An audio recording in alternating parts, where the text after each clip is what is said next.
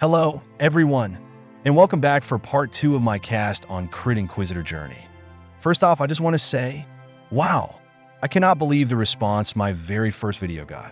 I am incredibly grateful for everyone's views, likes, subscriptions, and comments. It means so much and really encouraged me to get the video out as soon as I could.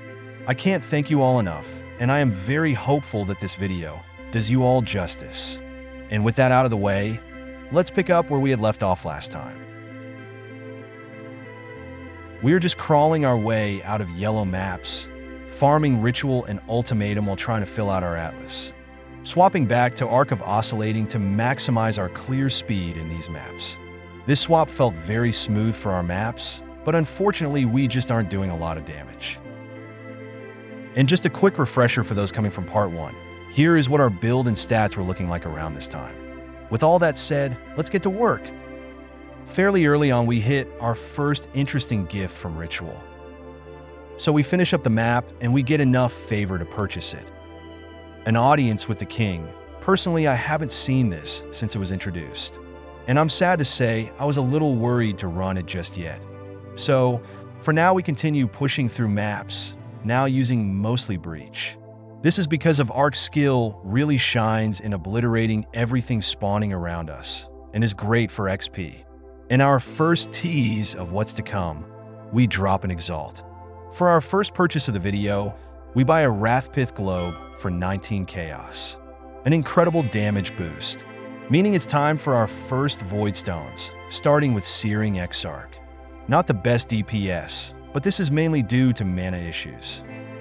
It wouldn't be an Exarch fight if I didn't run into meteors a few times, I guess.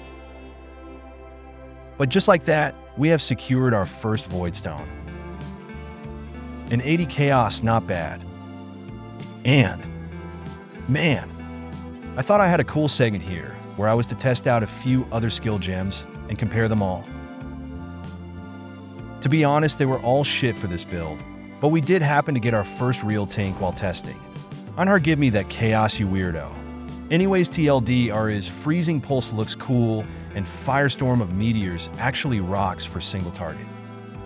So we went ahead and used it to take out the Eater of Worlds. Wow, nice drop. And 70 Chaos, not bad.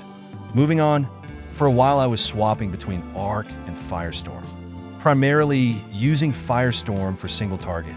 As you can see, Firestorm is not as effective in clearing. After that map, I bought a pair of Stampedes. This will help with movement and allows us another Anoint. And we purchased a level 1 Arc of Oscillating to save on mana per cast. And damn, what can I say? This spell is fun as hell. But it is begging us to upgrade the build for it to really take hold. I then made a pit stop to secure our 5th map device slot, which is always nice to have. I decided to fight a few more bosses after that, starting with Minotaur. And then the King in the Mists. I didn't look this fight up at all, and I was really worried they had changed it since Affliction League. But luckily, it's still the same old mechanic and fight. So we made quick work of him as well. Unfortunately, it would have been better to just sell the invite though. Then we went back to mapping, farming more breaches, just trying to gain some XP while exploring the Atlas. Unfortunately with Breach, we won't be making too much currency without min-maxing it. But we did drop this Heat Shiver. And we did hit quite a funny Corrupt on it. Plus 3 Divines for me. I got sidetracked and went to crack open those free vaults from Kirak. Huh. I'm glad I did that. I can't believe they just gave me 3.5 Divines for free. Thanks, Chris. With that, we can start getting some new upgrades. We started off by purchasing 2 Int and Strength Split Personalities for 100 C each, and a semi-relevant large cluster jewel to place them in. With those purchased, I had to respec quite a bit of the tree. so we could use the large jewel socket in the top right of the tree. This is because the effect of these jewels increases with distance from your starting area. You can see the longest path in gold on my tree. And with just those changes, my stats are looking quite solid. But let's also get a better watcher's eye while we are at it. Now consistently running and maintaining T16 maps, we can see that our damage has improved some, but obviously not ideal in any case. I went ahead then to take out some more bosses. I get bored pretty quickly usually, which I know is not ideal for this game at all. But I like being able to quickly swap the content I am doing. We started with Chimera, then we took out the Purifier, and lastly, the Eradicator. Hey, look at that, my first T17 map. Hopefully a lot more of those to come. And quite an interesting mirrored ring. I think this one actually may be worth selling. Next, I loaded up of 20 residence maps to run strongboxes on. The goal here is to scry the Nemesis card onto Jungle Valley with my son, the Nameless Seer. So let's get farming some strongboxes. Goddamn, I love strongboxes. It only took that drop to completely re-spec my Atlas and spend all my currency on ambush scarabs. So, what? You would and probably have done the same. Now that I have invested everything I have in 12 maps worth of ambush scarabs. Let's see that return of investment, baby. I love Valdo. I don't even care what the lore says he has or hasn't done. He is getting me paid. You know what? I'm going to throw a tink on this too.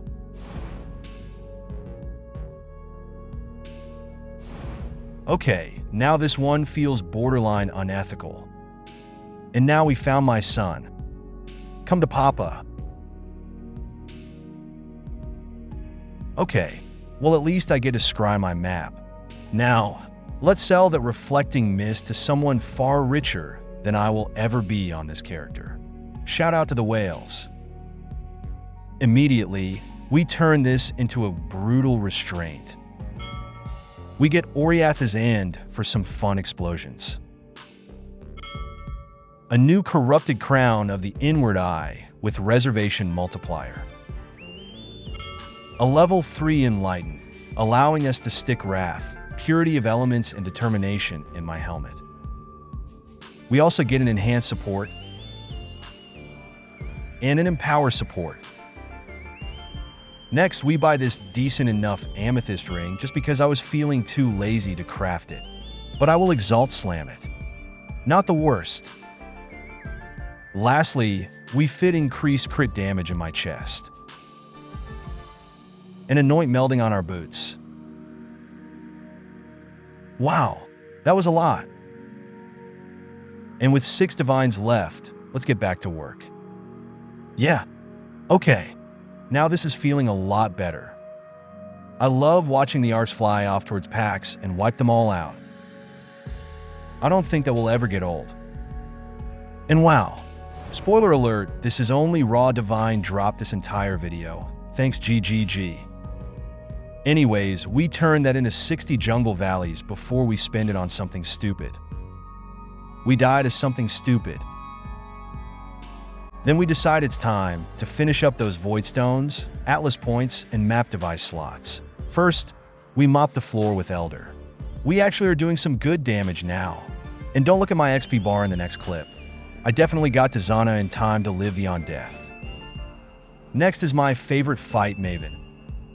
I used to farm this fight a lot in previous leagues. And nice a gift. I think they must have heard me. Then lastly, we take care of Dumb and Dumber. This is my Atlas Losers. Could this be it? The GG Watcher's Eye? No, it was honestly so bad that I deleted it. I'm not even joking. And we get visited by Valdo once more while trying to farm Kirak missions. Love you, man. And oh my lord, I literally didn't even react to this map because I have never seen it in game.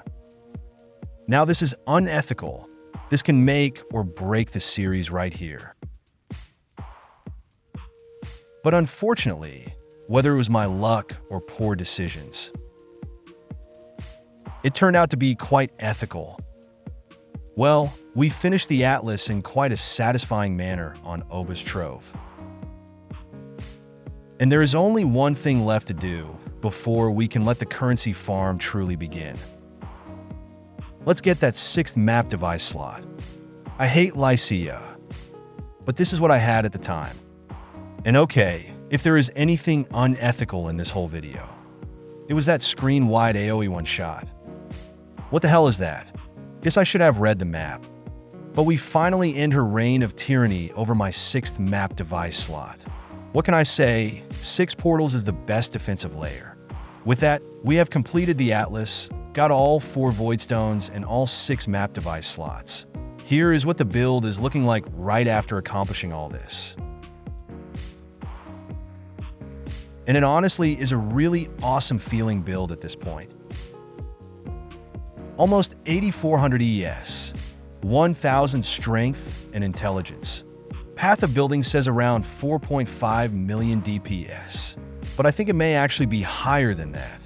And what's even more exciting is that there is still so much to improve. Thanks to all the love Part 1 got, I have already planned out a Part 3. Part 3 will be solely focused on farming currency and crafting strong in-game influence gear for the build. This will really elevate the build to another level, and I cannot wait to share it with you all. Once again, I want to express my gratitude to everyone who supported Part 1 with likes, comments, and subscriptions. I have never made a YouTube video before, and just wanted to have fun sharing something I enjoy. Best of luck to all who are watching. I hope you enjoyed, and I hope to see you again in the near future. Llama, signing off.